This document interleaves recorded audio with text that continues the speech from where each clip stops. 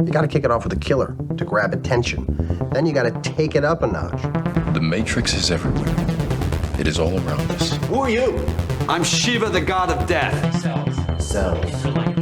Interlinked. It's like people only do things because they get paid. And that's just really sad. Folks, welcome to Debaser, a film podcast. I'm Jared Rusk, and I'm joined by my co-host, Will. You can win this race. All you gotta do is get on the inside and get past everybody. Fuck it, we both die. On this show, we explore both new and familiar movies as we attempt to analyze and interpret them, all in an effort to debase the films and ourselves. And Will? Yes. Today we're covering the movie that is getting Michael Mann out of director jail. He was in director jail? Yes. For what? Oh, we're going to dig into that. Oh, hell yeah, let's go. The title of the film is Ferrari. Yes. It was released very late last year. I think it was released around Christmas. That's right, yeah. Last year. So it's freshly out on VOD. You can rent or buy it on Amazon Prime, Hulu, all that stuff. All the stuff where you go to buy a movie. Yeah. These days. It's not out on physical media yet, but I'm sure it's coming. It's on its way. It's on its way. The film stars Adam Driver, Shailene Woodley. Shailene Woodley. I was actually shocked when I saw her. I was like, "What the fuck?" What was that stupid movie series that she was in? Oh, the Divergent. The Divergent series. Yeah, yeah, the young adult thing. Mm-hmm. Yeah. Penelope Cruz, who was fucking killing it. Yes, and Giuseppe Fetinis. Listen, it's too Italian for me. I'm sorry. I was about to be like, Italian guy in this movie. He's Italian, so let's just skip over it. It's fine. He plays the new driver. Oh, is that who that was? Okay, I thought that might have been the main mechanic, like Ferrari's go-to guy when he's got a problem. Oh, yeah. The dude who like oversees his garage. Yeah. I loved their relationship. They're little. Yeah, I know. I could have done with like another hour of this movie, honestly, of like world building of like what the company was like. And how they got it together.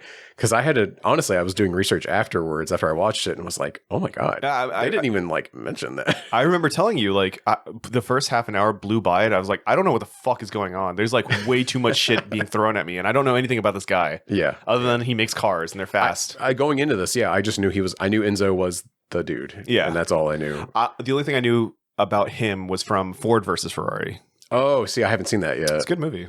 What year is that set? That one's in the 70s, I believe. It's all there in the 70s. Yeah. Wow, okay. He's still alive, I believe. And he's still doing I think he died in the 80s. Yeah. That's right, because at the end of spoiler warning, at the end of the movie, they said, when his first wife died, he continued living on after that. And that was at 78. And that's when his other son took on the name Ferrari. Yes. And is still on the board. That's right, yeah. At Ferrari now. But even in Ford versus Ferrari, he calls in. He's never at the track. He calls in. And like tells the pit crew it's a voice line. Oh, okay. And probably because he's at home and fucking around.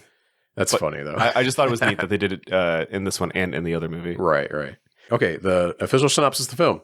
Set in the summer of 1957, with Enzo Ferrari's auto empire in crisis, the ex-racer turned entrepreneur pushes himself and his drivers to the edge as they launch into the Mile Miglia, a treacherous 1,000-mile race across Italy. Ferrari was written by Troy Kennedy Martin and Brock Yates and was directed by Michael Mann. Troy and Brock are old-school Hollywood writers that died in 2009 and 2016, respectively. The script is based on like books and treatments that they wrote a long time ago. Michael Mann has been trying to make this movie for 30 years. Oh, holy shit, that's crazy. Right. But both writers are famous for their work on older films like The Italian Job and Cannonball Run, again, respectively. Michael Mann is the director of Thief, Heat, Manhunter, Last of the Mohicans, Ali, Collateral, Miami Vice, and Public Enemies. And Tokyo Vice. Yes. The new season is on right now. Yeah, too. I hear it's amazing, too. I really liked what I watched of the first season. Right. So I need to like watch more than the pilot. Yeah. But yeah, we previously covered Heat. That was our first episode. That was our first episode. God damn. Oh my God, and this is almost our 1 year anniversary. We're coming back, dude. Holy shit. Coming back around. I wasn't even doing that intentionally. That's great. Ferrari grossed $39 million at the box office and had a budget of $95 million. Oof. Yeah. Is this getting him out of director jail, you said? I mean, it did very well, and it's up for a lot of awards, Okay. The film holds a 71% critic score and a 74% audience score on Rotten Tomatoes. I think that's earned. Yeah. Yeah. I think I'd give it a well. I'm Okay, sure, well, yeah, I think you're biased because you like the Michael way Mann. that too, but the way that like those audience or the critic scores work is like how many of them said it's good. But So like that doesn't mean like a majority of critics gave it a 71 out of 100. Like I always have to like rethink around that. Yeah. You know, because it's like, would I give it a 71? I'm like, oh, that's not what that means technically. You know what I mean? yeah. 71% of the reviews are good. Or positive, yeah. Yes. But like, I guess if this was Letterboxd and I was giving it 0 out of 5 stars or out of 5 stars, I would give it 3.5 to 4. Yeah. I agree with you on that one. Yeah. Yeah. I'd have to think about it. I'm hovering between there though. But anyway, here's some professional opinions. Let's hear it. Film critic for Arizona Republic, Bill Goody-Kuntz, really had to slow down on that name, wrote that Ferrari is, quote, a messy story, but with Mann's structural rigor imposed upon it, that is a powerful combination and one that makes Ferrari a bizarrely compelling entry in Mann canon. Man canon. Man canon. Hell yeah. For the Sydney Morning Herald, Sandra Hall wrote, Ferrari, quote, has an integrity which can't be ignored. It's a grown-up movie about big ambitions and disasters which strike when they're placed above all else. After a fallow 8 years, it's great to see Michael Mann return to the screen. Over on the film review app Letterboxd, David Sims gave Ferrari a 4.5 stars and wrote, not trying to shock anyone here, but Michael Mann made a movie about masculinity being a prison. Patrick Willems gave the film 4 stars and said, look, my man Enzo is just being practical. A tire blows out in your car, you replace it. A driver or, I don't know, maybe your son dies, you replace them. It just makes sense. I love the Letterboxd reviews because they're always crazy. And those are two like people like in the industry. Like Patrick H. Williams is like a big YouTube guy and like a film professor. Yeah. And, I feel like you can get away with a lot more when you're on the internet, you know? oh yeah. Especially if like, it seems like Letterboxd is like the place to go to like say some fucking dumbass shit and then be like 5 out of 5 stars. Yeah, absolutely. But you can go both ways with it. Like David Elric of IndieWire goes on there and will just post snippets of his real, like, you know, reviews for IndieWire. Yeah. And it'll like click here to follow, you know, to go on IndieWire.com and read my actual review because that's how he's getting paid. Sure. I like it when people are on there and just are being pithy. You know, Yeah, like it's good. That's what we come for. Ayo Debris, who is the co-star in the film Bottoms, which fucking rules. Have you seen that? The name, I haven't watched it yet, but the name sounds familiar. She was going to be in Thunderbolts, but then left the... She just dropped out. That's right, yeah. But she's the co-star in The Bear too. Oh, okay. Yeah. But check out Bottoms. You and Haley would love this movie. I've seen it on your Plex, and like Yes. I've almost clicked on it like 3 or 4 times. Yeah. It's about 2 high school girls that start a fight club for girls. Oh, that's awesome. It is so funny. Oh, hell yeah, dude. It is like the most riotous comedy I've seen in a while. It's so good. Tight. Very good. Very cool. And in the same vein, you just saw Lisa Frankenstein. I saw Lisa recently? Frankenstein. So let's not talk about Ferrari at all. Let's talk about Lisa Frankenstein. Just kidding. No, it was really good. It was very funny. You'd recommend it? Oh, 100%. Yeah. Awesome. Especially like if, I don't know, if you just like silly, you know, it's having fun. It's having a good time. You know, Catherine Newton she's a funny girl. I like her. What would I know her from? She would know her from Ant-Man Quantumania. Oh my gosh, she's Cassie, isn't she? She's Cassie Lang. Oh god. She was also in Detective Pikachu. She was the detective girl. Or was she Misty, the Misty like lookalike kind of girl? Okay. She's been in other things too, but those are the 2 things that I recognize her from. Okay. Yeah, I can definitely picture her now. Yeah. Oh, you know what? I'm picturing her from the poster, and I'm like, that is the girl from Detective Pikachu. Yeah, that just clicked for me. Okay. I did Ferrari. I took the plot from Wikipedia because it's only 3 paragraphs. I'll run through it because go for it, yeah. I don't expect a majority of our listeners to have watched this movie. Yeah. Granted, I feel like most of our movies the listener hasn't seen, to be fair. If it's not something that's already been in the theater, like recently came out in the theater, like I would, you know. Or like a major film. Yeah. You know, because like we do some obscure films. And I know that like I have to come from a place of like, come and see. Yeah. Which, hey, honestly, the numbers on that episode, not that bad. Oh, hey, let's go. I was shocked. But Black Hawk Down is, I think, still our most listened to episode and probably the most watched film of all the ones we've covered, you know? You really think that? Yeah. Huh. Like that was a huge movie. Everyone saw it. And movie. that was before like Cape shit was everywhere. I'm sorry. That's I see so many memes about annoying film bros saying that I'm like, I should stop saying that. And I don't even use it that often, but sorry. No, you don't have to be sorry. It's fine. Okay, here's the plot of Ferrari. Yeah. It's very brief. In the summer of 1957, Enzo Ferrari, played by Adam Driver, is head of the Italian luxury car manufacturer Ferrari.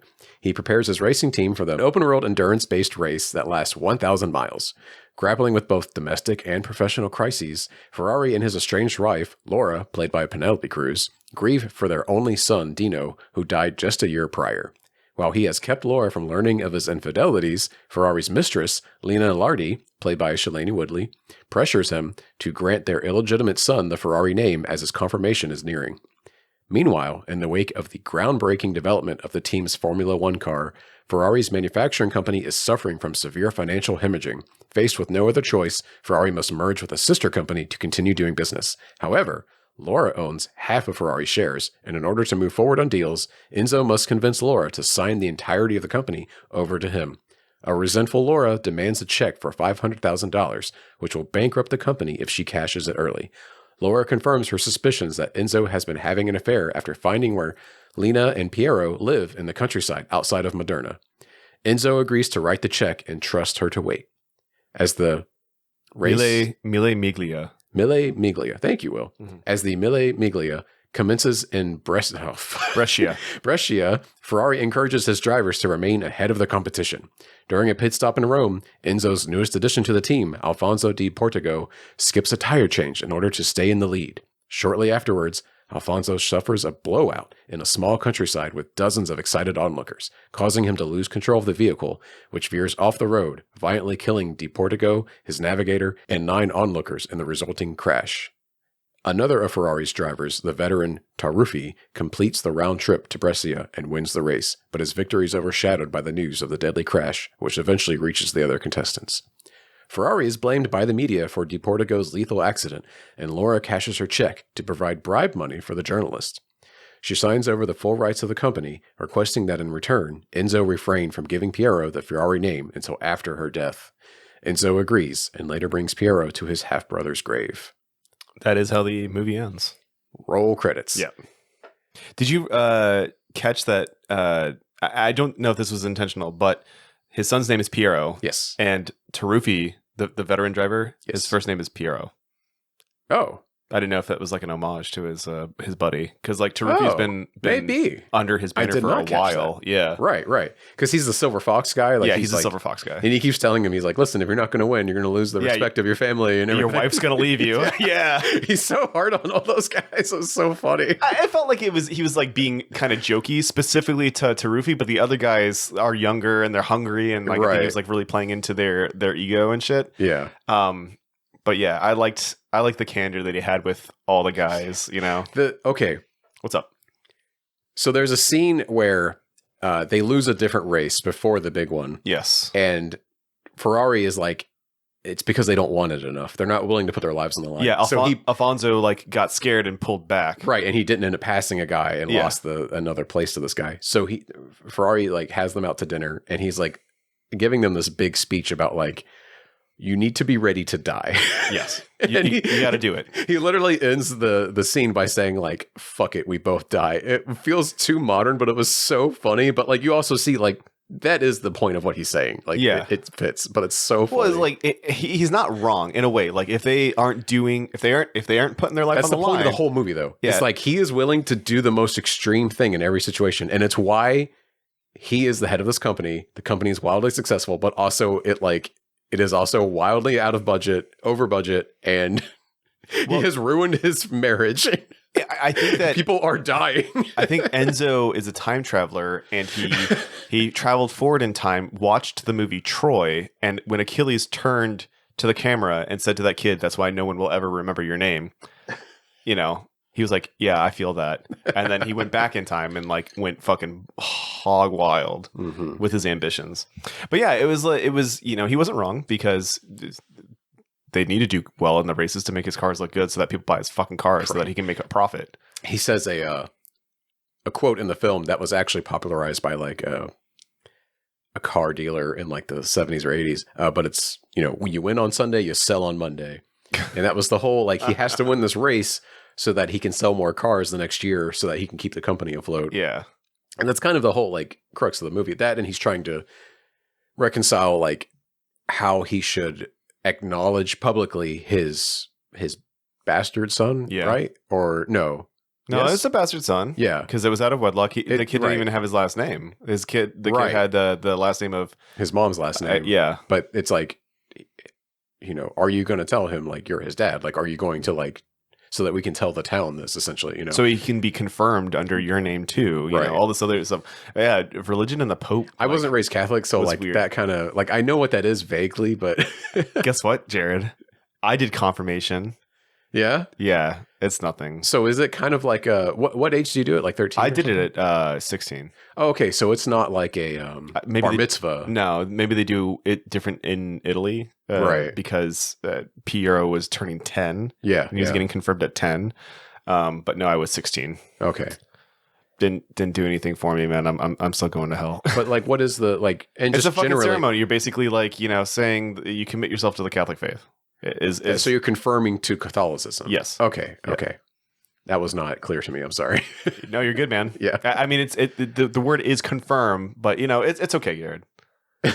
But like, what are you confirming? I don't know. Yourself to Catholic. Okay, to to the Pope or just to the Holy Pope. Trinity? You swear allegiance to the Pope, and then you become a sleeper agent, so that when the Pope needs to take over the world, they say a random series of letters and numbers to you, and then Listen. boom, you're on. You joke. That's what people thought was going to happen when JFK got elected.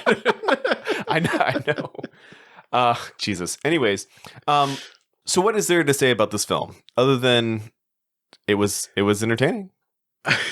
I was entertained. All right, roll the credits. Roll the and we're credits, done. baby. No, I mean, like for you, I want to know Um, your thoughts on this. I wasn't okay. So when it got announced that it was actually being made, Yeah. I wasn't sure what to think because like the subject matter didn't interest me, Right. and I love Michael Mann though, so I'm like, I'll see it. Like I'm on board for whatever he does. Yeah. Okay, that actually brings me to why he was in director jail before this. He hadn't made a Yes. film for 8 years prior to this movie. Yeah, I heard that in one of your little review things. I haven't seen the offending film yet, but I did just buy it on 4K Blu-ray. Arrow Video did a special release of it on 4K for the first time, Yeah. and with the director's cut for the first time, which is apparently leagues better than the theatrical cut. Okay. It is the film Black Hat, starring Black Hat. Thor, Chris Hemsworth. Sorry, I had to get there for a second. 8 years ago. So it was 2016. 15. 2015. Oh yeah, because Ferrari Yeah. came out last year. Yeah, Okay. that's it. Yeah, 2015. It is a movie about like it's a fictional movie, not a biopic, like he does a lot of. Yeah.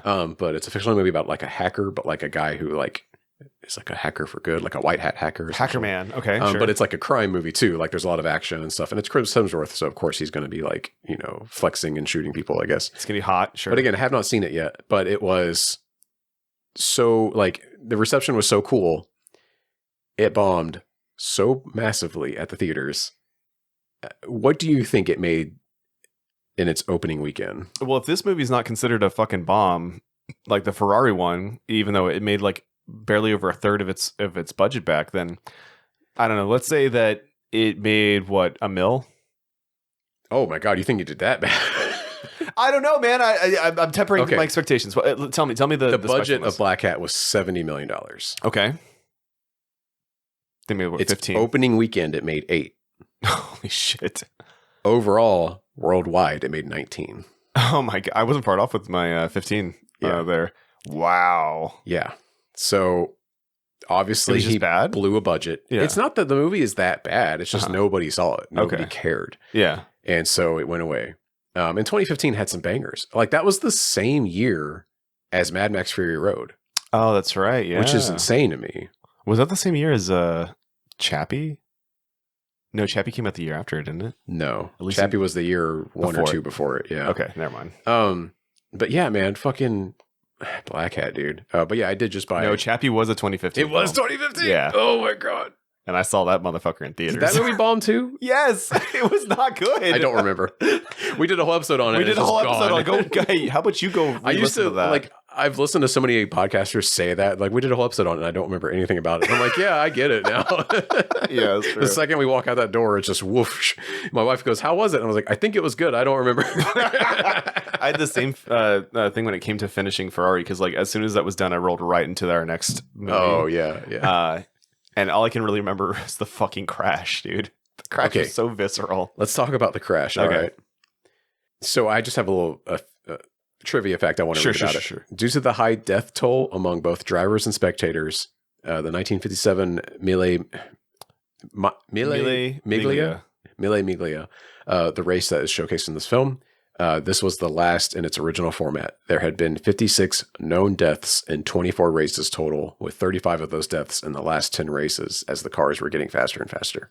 Jeez. This was a real wreck. So there is a wreck that happens that when I went over the plot synopsis that I talk about. Yeah.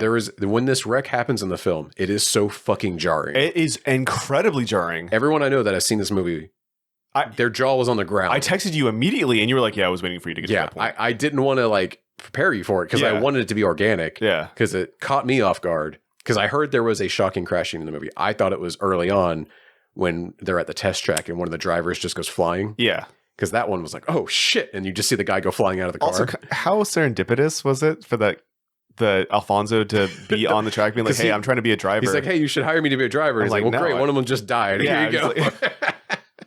And then he's the one who ends up fucking dying in this accident. It's crazy. Well, yeah, when that scene happens, it is so, I cannot reiterate strongly enough to the listener how jarring the scene is. Because you see, suddenly the film just cuts to, this beautiful Italian countryside. And there's a family sitting down to dinner.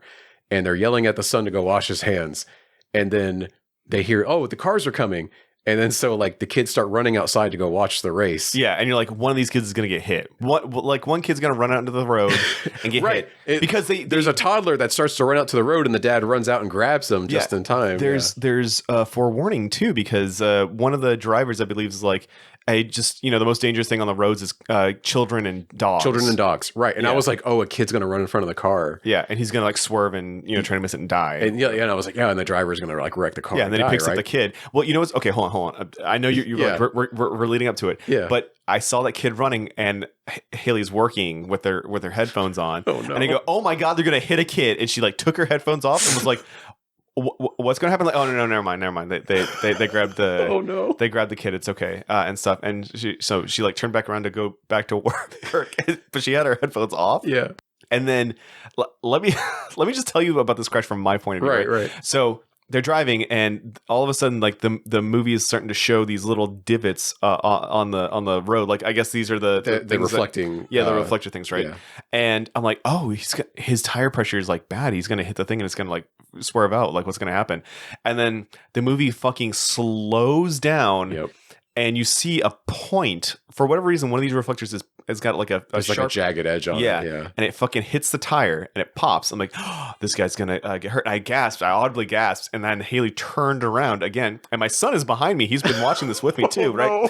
And then, he loses control, hits the fucking, the ceramic milepost, flies into the air, hits a tree with the car, and then fucking flings down, hits the ground, and just rolls over all those people. It just almost perfectly hits all of the people watching it. Yeah, like a fucking bowling ball. And Haley's like, what the fuck is going on? This is the only part of the movie I've seen, and all these people are dying. And I'm like, I'm fucking screeching this is so fucking violent. And I'm trying to cover my kid's eyes, but of course he wants to see what's going on.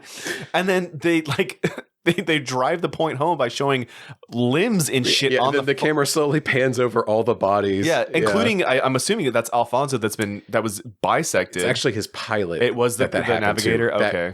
And all of this really happened. Yeah. And the pilot was cut in half during the crash. That is the craziest damn thing. Yeah. That was nothing happens in this movie. Nothing like that. Yeah. It's like a drama. It's a drama, exactly. It's but humans, a very I'm a big rich guy. Enzo, you're running out of money. Enzo, you're cheating on me. Come on. And then sorry to be you're canceled. You're fucking canceled. I know that I said I hate Italians, but I'd never gone that far. Anyway, but yeah. But then all of a sudden families are dying. Yeah, it was. Oh my God. It was really fucking really egregious. Yeah. Not egregious, but it was aggressive, Yeah. And man, that shit was just nuts. And then the movie resolves itself maybe 10 or 15 minutes after that. Right, because you're very close to the end. Yeah. And the race is also, I think they were 30 miles from the end. Yeah. When that happened. It was wrapping up. It was nuts. Yeah. So one thing that I want to say, I actually don't think that was Enzo's fault. Right? I know that he was found not Yeah, because he didn't guilty in the trial. he didn't tell the kid to keep driving. Yeah. And like I know that he had like little pep talks with all of his drivers right before they drove off, and obviously the cars were really starting to get some serious wear and tear as it was going on. But like he told that one guy, check the tire pressure. Like they were like, the tire's fucked. We need to change the tires. No. That's going to take too long. I've got this. Or at least check the tire pressures. No, get the fuck out of my way so I can keep driving. Like, what are you supposed to do? The guy's behind the fucking wheel. Well, we may never know what actually transpired in those events. This is true. I know because that might be the official record from the court case of what Enzo says happened. Yeah. But like, you know, the main party is no longer alive to dispute Enzo's, you know, and maybe the rest of the pit crew team doesn't want to argue it either. Sure. You know, and obviously Enzo did end up bribing people during the case. I think it was mostly journalists. Yeah. That's his wife takes out the money. Oh yeah. And she's like, I didn't do it to bankrupt you. I did it so you can pay off those journalists and get them off your back, basically. So she's like doing him a favor. Oh, okay. She's like, I don't want to see this company go under. Ride or die, man. Look at that. She really is. Yeah. She really is. Like Penelope Cruz, like, is like the what is it called? Like the mistreated wife or whatever. I don't know. It's like a trope. But like obviously their marriage is like falling apart. Yeah. And he is like kind of already half moved on with his like mistress. Yeah. Penelope Cruz she was doing good. So good in this movie. Yeah, she was killing it. And I want to say too, Adam Driver gets a lot of flack for this movie. Why? I don't know. Like I was looking at reviews and half of them were like, he's great. And the other half were like, he's awful. I thought he was amazing. Like I thought he was doing just a good enough job. No, like he's playing 10, 20 years older. Yeah. But he's doing a great job. Yeah. I bought it. He was an old Italian man. He was doing a great job. He is a great actor. We were talking like this. Yeah. right, Jared? Cancel. Yeah, he was. I mean, like none of the performances were particularly bad. Like even like Shailene Woodley was trying. Right. Oh yeah. But yeah, no, like Adam Driver gets a lot of flack for this. That's really weird. And like I can understand from an Italian perspective because the Italian press does not like this movie. They're like they didn't cast enough Italians, and like I can kind of see, you know, as an Italian seeing, you know, non-Italians play Italians. I agree. Being annoyed by it. Yeah, I'm annoyed by it. And I'm not Italian. But I think as a Hollywood production, like I think it's convincing enough. Sure. And I enjoyed it. Like I thought it was great. Yeah. I also loved how Enzo dressed. He's got the, you know, mid-century you know, old man clothes where he's wearing like high trousers and like, you know, a really nice white dress shirt. I love the opening scene when he's waking up at his, you know, second house with his mistress. We don't realize it's his mistress at the time though. Yeah. Or his, you know, bastard son. His illegitimate child. Excuse me. That's the more correct term to say. Illegitimate child. You're worried about optics now? Well, okay. Because they're out the fucking window. Listen, if I ever have to delete this podcast one day because like I'm running for office or something, or my boss brings me in, you know, and is like, look, there's something out there that we got to talk about. And I'm like, that's not me. Yeah, if I get Shane Gillis, do you know who that is? No. That's the guy who got cast on SNL. Oh, and yeah. And they were like, hey, he's being super fucking racist on his podcast. Yeah. And they were like, oh, actually, he's fired. And now he's like even bigger because conservative people like flock to him because of that. Yeah. But he even like... they don't realize like he's not conservative. He's actually not that conservative, but he tells jokes that sound like they're conservative jokes. It's really weird. I don't know. I don't think he's funny, but like I appreciate that he isn't quite becoming like a alt-right grifter guy. Yeah, not yet. At least not yet, exactly. We'll see what happens. Wait till the money starts piling up, yeah. Anyway. Where was I going with the Ferrari? I don't fucking know, dude. When he's waking up with his mistress. Yes. In the very beginning of the film. We still see that like, yeah, he is fucked up, and like we later learn that like he's cheating on his wife because she fucking like pulls first she like straight up tells him to his face, I know you're cheating on me. And then she shoots at him with a gun and just barely misses him. But anyway, when he's leaving the house, he jumps in his car, puts it in neutral, pushes it down the driveway before he starts it up so he doesn't wake them up when he's leaving. So thoughtful. He's a man that cares about the details, much like Michael Mann and many of his protagonists. Yeah, that's true. So I actually, talking about Michael Mann, I did want to bring this up because I remember in our conversation about Heat a year ago. Yeah. It's actually more than that because we recorded that episode way before it came out. I think we recorded it in January, if I remember correctly, towards the end of January. At least. It may have been December, but anyway. But anyways, I remember when we had the discussion, you were like, I don't think Michael Mann is very good at writing female characters. Do you think that the 20, 30 years that separates Heat and this movie, that he's been able to finally figure out a way to make, a female character good. Possibly.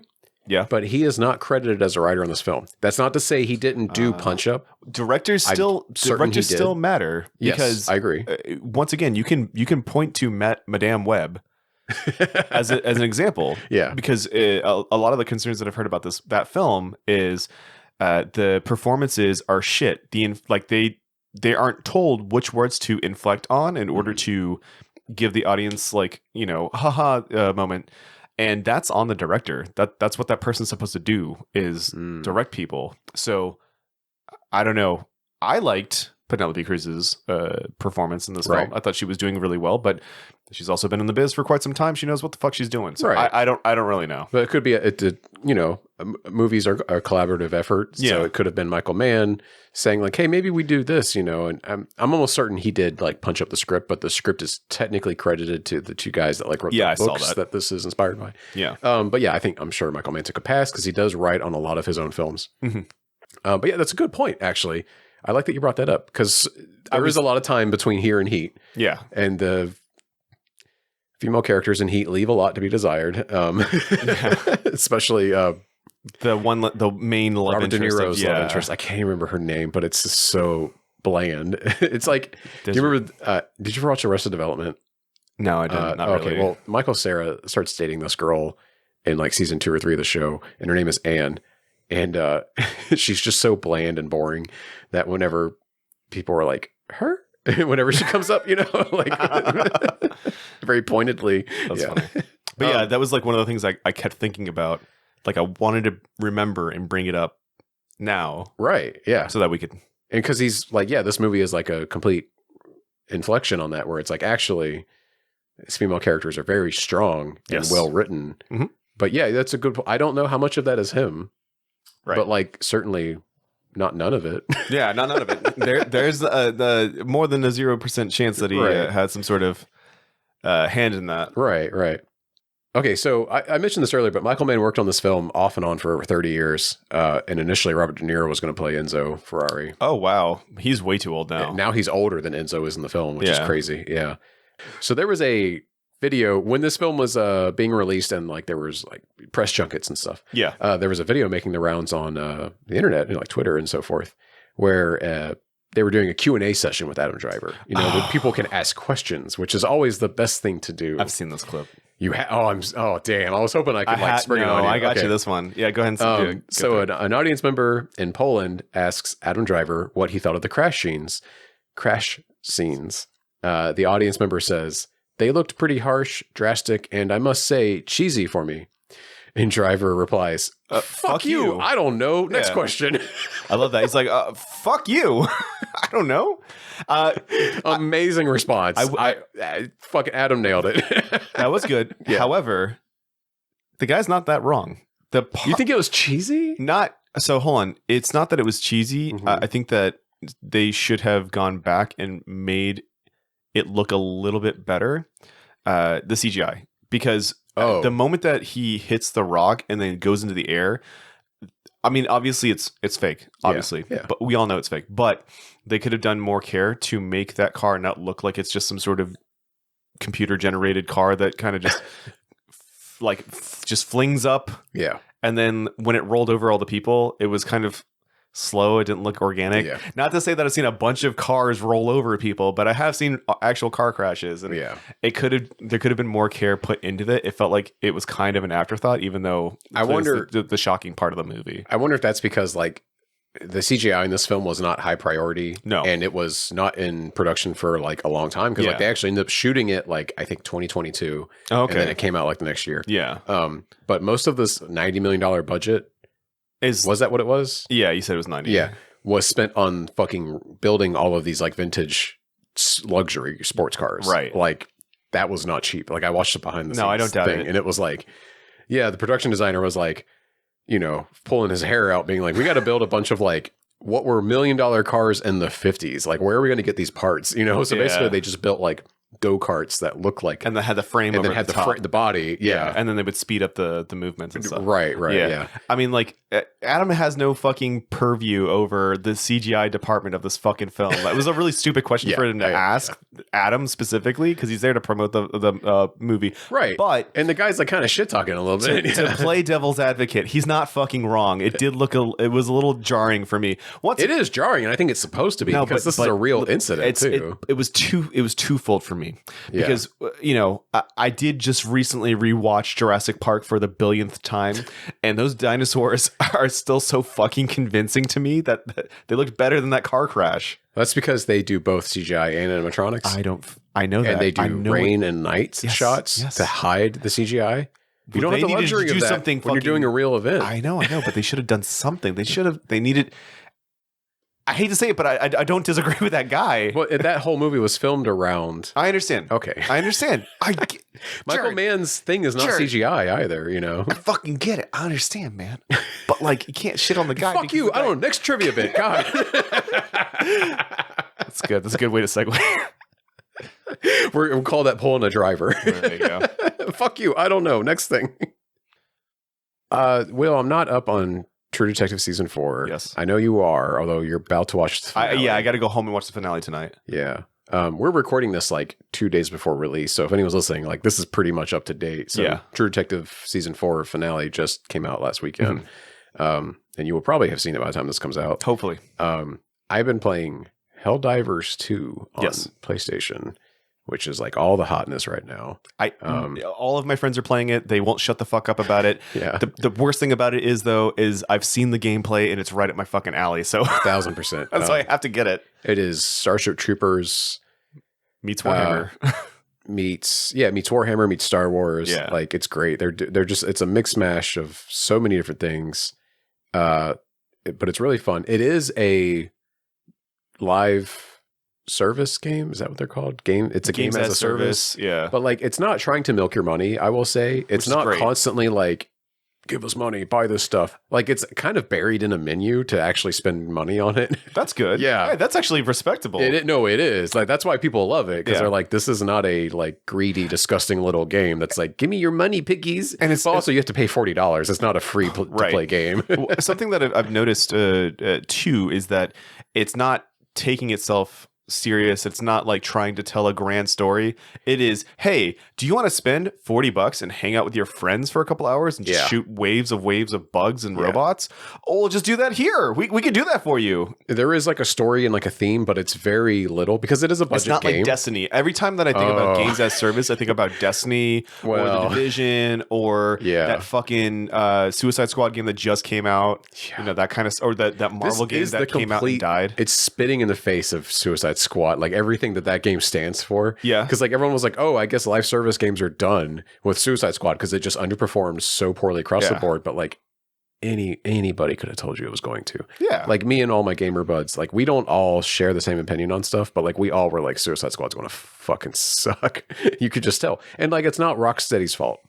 No. Rocksteady has made quality games for years. I've seen the comparisons of Harley Quinn from the Arkham games and Harley Quinn from this game in the exact same suit, and it's worse. How does it get worse 10 years later? I think this game got micromanaged to hell. Like AAA development is ruining people's lives, and all kinds of developers and publishers. Like it's just really sad. But like also, it was their first live service game, and that doesn't work for everybody. You know what I mean? Like that's just not ideal for every type of developer or every environment. And like even Sony is like cashing in on that. That's why they bought Bungie, because they're like, we have like 10 live service games we want to put out like within the next 5 years. And everyone was like, what? Yeah. No, like the industry can't sustain that. Like you can't have a forever game come out every 6 months. Yeah. Because like, who's going to fucking play that? They all cannibalize each other. Exactly. Yeah. Exactly. It's disgusting. But anyway, Helldivers 2 has somehow broken the mold because it like feels refreshing out of all of that. Yeah, it's silly. You're doing a horde mode with your buddies. Exactly. Yeah. And in fact, wait, you didn't play Gears of War, right? No, but like I know what you mean. Yeah. Like Halo ended up getting it. It was called Fireteam. Right? Oh, Halo did get Fireteam. That's correct. Yeah, Yeah, yeah. Halo had Fireteam. Mass Effect 3 actually had a Horde mode too. But I never even did that. Gears of War, like that's where it kind of like popularized the idea of like a PvE and a like, me and Haley used to play Gears of War 2 Horde mode all the time together because it was fun. You would like post up and it was fun. It was a good time. Yeah. I'm really enjoying what I've played of Helldivers 2, but like I've only given it like maybe a 2.5 hours. Yeah. I'm excited to play it with friends though, because like that is what it's intended for. I've just been like trying to like figure out the game and stuff. Right. The controls felt a little weird at first, but then I really like, now I feel like I've got a good handle on it. Because I was expecting it to play exactly like Metal Gear or Last of Us. Oh, sure, yeah. Because I saw it compared to that. Yeah. But it's like a little flimsier than that. Just a little bit. I got you. But the gunplay is pretty good. Good. All the guns seem like they really like honed in on like what they should be. And like it feels well balanced and very cool. The one thing that you told me that I'm still like blown away that somebody's actually finally fucking done it is when you reload, the unspent bullets that you have in that clip are gone forever. Which is a very like controversial thing to do in a video game. Because like usually it's only done in games that are like, this is extreme realness, and it's like fetishizing like how realistic it is. But like Call of Duty and all of those games like refuse to ever really like commit to that kind of bit. Battlefield 1, which was for World War One, right, did not do this. Right. And that's crazy. Especially if you're trying to make a game that is like popular, like you want to meet the masses. Doing that isn't a good idea typically. You know what I mean? You're going to turn people off. You're going to make them feel like they're being cheated by eliminating that, because then everyone wants to reload constantly. You know what I mean? Yeah, you always want a fresh clip. But It's ingrained in you when you play video games, gun games, all the time. But yeah, this game is like, no, you need to like think about emptying your mag before you reload. Otherwise, you're just going to be fucked. And you don't get that many mags. You only get like 7 for your main gun in the beginning. Right. So it really makes you be thoughtful about it while you're being swarmed by masses of enemies. It's great. Cool. Yeah, so check out Helldivers 2. It's a $40 at launch game, which is pretty neat. I respect that too. Yeah. In a day and age where everything's like $70 now. It's fucking. On that note, this is not the Starship Troopers episode. We will do We an need to do episode. Starship Troopers. We both totally love that film and Paul Verhoeven canon in general. Yes. But Helldivers 2 has reignited the Starship Troopers. Yeah, people discourse. are going back and watching that movie and realizing that it's a fucking masterpiece. And I'm sorry to say, I know you're not on Twitter, so like I have to present this to you and the listener as if it's new information. Although this is kind of a fucking curse. You're bringing it to me. What's going on? Are a bunch of people like Nazis like championing this game because it's definitely fascist, but it's supposed to be like a tongue-in-cheek kind of fascism game? Sort of. Okay. So because it's in the zeitgeist right now, some asshole on Twitter posted a huge thread about how Starship Troopers is not direct enough to be a takedown of fascism.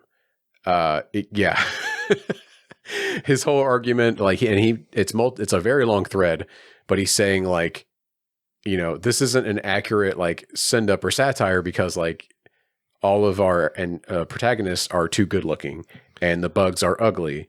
And yeah, I know. Are you fucking kidding me? Dead serious. The point has literally lifted off like one of Taylor Swift's fucking planes over this person's head.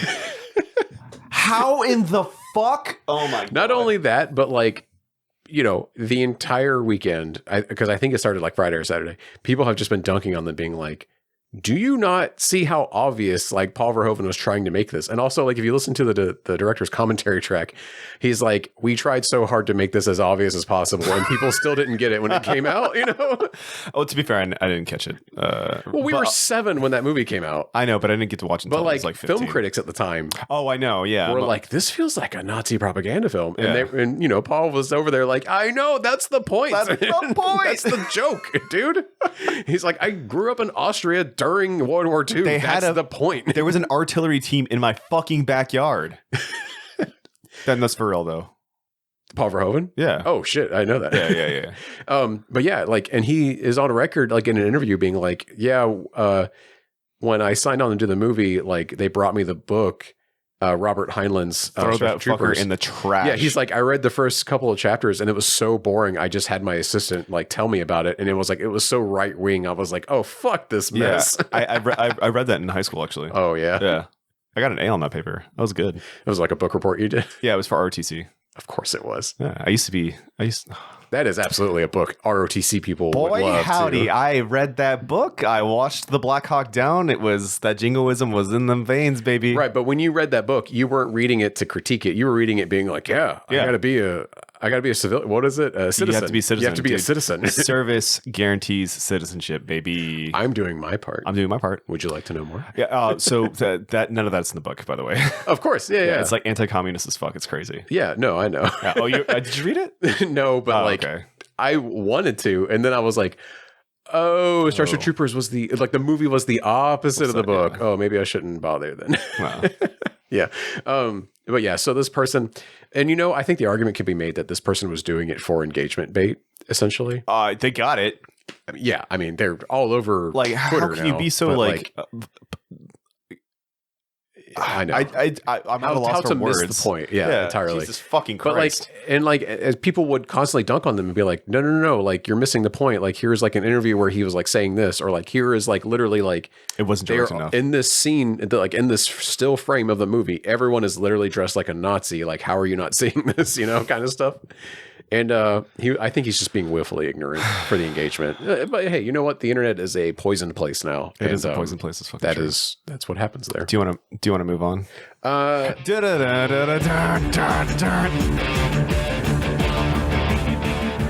Well, folks, thank you for listening to Debaser. If you enjoyed this episode, please subscribe to us on your podcast app and follow us on social media by searching for @DebaserPod. I feel like I go too fast when I say that, so I'm slowing down. We also have a YouTube channel, which you can subscribe to. We are looking to hit 1,000 subscribers on YouTube still, so please check us out on there. I've been Jared Rusk, and my lovely co-host has been Will Taylor. Will, where can people find you, and would you like to plug anything? Fuck you. I don't know. Next question. People can find me on Instagram, Pocket_Infinity. Nothing to plug yet. I will be at Adepticon this weekend, because this is airing this Wednesday. No, that's Gamma. I'm going to a trade show this weekend. I've never been to Gamma. I don't know what Gamma is, but apparently it's like a games thing. Right. So I'll be there. But more importantly, I'll be in Adepticon at the end of March, not seeing you see what I did there? Godzilla X Kong. Oh yeah. But the week after I'll see that. We'll figure that out. We'll get the logistics of that so fucking excited about that stupid ass. That movie's gonna suck. You think so? Yeah. My wife is excited for it, and I told her, I'm like, yeah, that last trailer really did it for me, and she's like, I'm not even watching that trailer. I'm already psyched. And I was like, really? Okay. But like the kaiju fights are gonna be fun. Yeah. I like kaiju fights for sure, but I don't know how they're gonna ham fist a human element into it that I'm gonna care about. I think they've learned to like do as little as possible. They need to do as little as possible because they've been pulling back more and more ever since King of the Monsters. Yeah. Yeah. Anyway, that's for that episode. That'll be out in a month. That's a wrap, everybody. Good night. Good night.